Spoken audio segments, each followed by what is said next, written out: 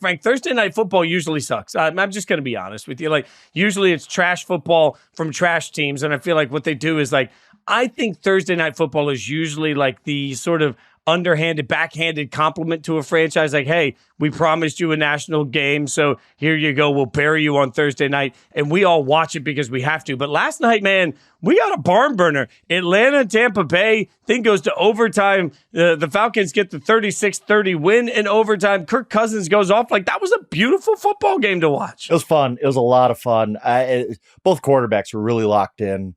I expected it out of Baker because he's been playing well all year. Like, that's who Baker is. Kirk, this was kind of a revelation. All of a sudden, Kirk Cousins comes alive. This is what the Falcons thought they were getting, right? Like, they just said, we don't care about the run game tonight. We're dropping you back every down. You're going to have to carry us to this thing. And he did. 509 yards. And, like, there are some people out there who will never give up this notion that Kirk Cousins stinks. Kirk Cousins a choker in prime time. Kirk Cousins never has a big game when it matters. Kirk Cousins never comes up clutch. It just gets refuted time after time. This was a huge game for the Falcons. This was on prime time, and they needed him to do everything last night, and he absolutely came through. I mean, I seriously don't know how they won this game, and I'm sitting here saying, like, I've talked about this. We talked about at the end of the show on Wednesday when I made my pick of the Buccaneers. Let's look at the Falcons season. Week 2, they're going to lose if Saquon Barkley catches that flare route, drops it, just hits him in the chest and drops it. They go downfield and win the game. They had to be like, at the moment that ball's in the air to Saquon Barkley, they had to be like 2% to win that game, right? Like, they somehow win. Last week, Younghoe Koo kicks a 58-yard field goal. Never kicked more than a 54-yard field goal in the NFL.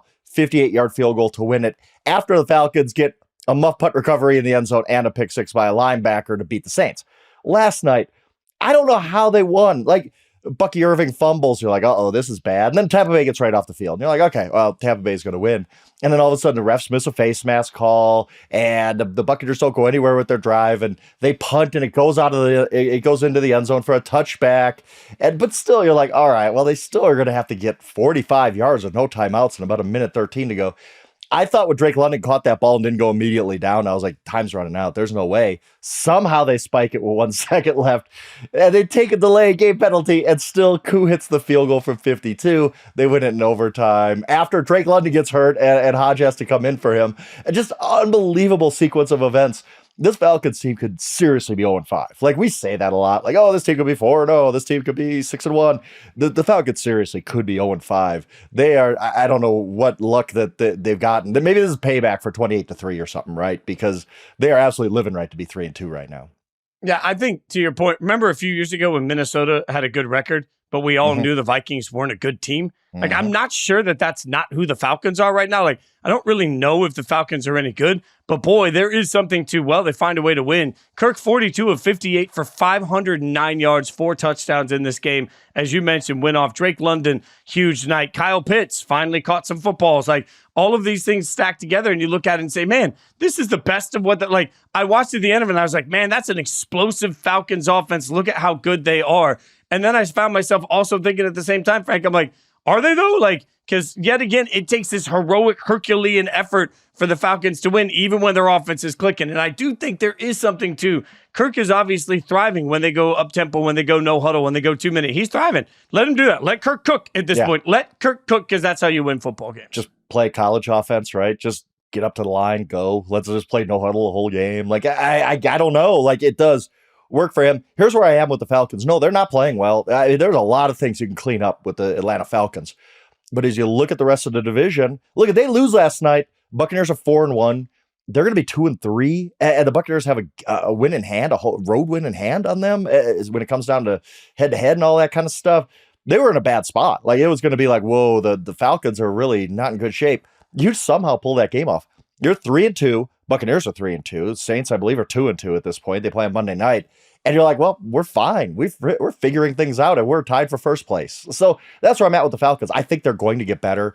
At this point, I think the Buccaneers are the best team in the division, but I kind of think the Falcons win it because I think they're going to get better as the season goes on. You saw, again, I think you saw Kirk Cousins wake up last night. And I don't mean that in like he wasn't paying attention or anything. I mean, it was going to take him time with his new teammates, with his new coaches, coming off an Achilles.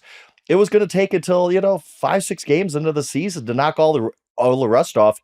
And we saw that Kirk Cousins last night. And I think this is where they're going. I think this is where they're heading. I think that from now until the end of the season, we're going to see an explosive offense. We're going to see Drake London become a star. We're going to see Kyle Pitts get out of that 4-year slump or whatever he's in. The one thing I do have a question about is Bijan. Bijan does not look like Bijan yet, but that might come along too. I think the Falcons are in good shape. However they got here is fine, but they're 3-2, and I think they're going to be good the rest of the season. Anytime they sneak a win, I think it matters too because, and I say sneak because, I don't like playing the schedule game in the preseason, but I like playing it during the season. And you look at the last month and a half of their year, if you look over the course of the last month and a half of the year, they have the Chargers, who should be winnable. Then they have Minnesota, tough game. And then they finish with the Raiders, the Giants, the Commanders, and the Panthers. Yep. They absolutely, if they're flying, they can fly through the last 6 weeks of this season. So anytime they bank a win right now, it's just going to be a benefit to where they end up. This is the spot too. And you and I have had this conversation before, but I think as fans, sometimes you got to step back and ask yourself, what do you want? Do you want to be the fan of a playoff team or do you want to be the fan of a good team? That's not always the same thing. Like right. You can be a playoff team and not be a good team. You can be a good team and not be a playoff team.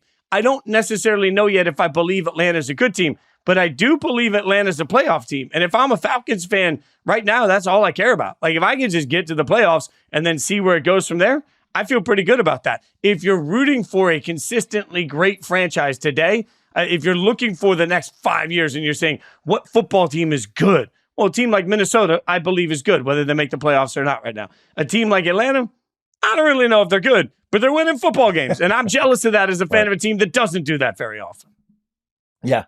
And one reason, as I sat here and said, hey, don't sleep on Atlanta's number 1 seed in the NFC, which sounds ridiculous now, but that is no, that's a terrible take. But go ahead. It was a terrible take, but the reason was they had by far the easiest schedule in the NFL coming into the season. Warren Sharp does it based on Vegas win totals, which I love, and I always will cite him because I think it was really, really smart. He had the Falcons not just the easiest schedule in the NFL, but by a mile. Like they had the easiest schedule. You kind of alluded to it. Now that they're 3-2, it's going to get easier. They're going to have a lot of easy winnable games coming up. They play in a division where you can collect easy wins. So, I think this Falcons team is going to end up. I don't know how good they are. I think they're going to be good again. I think that they're going to round into what they're going to be.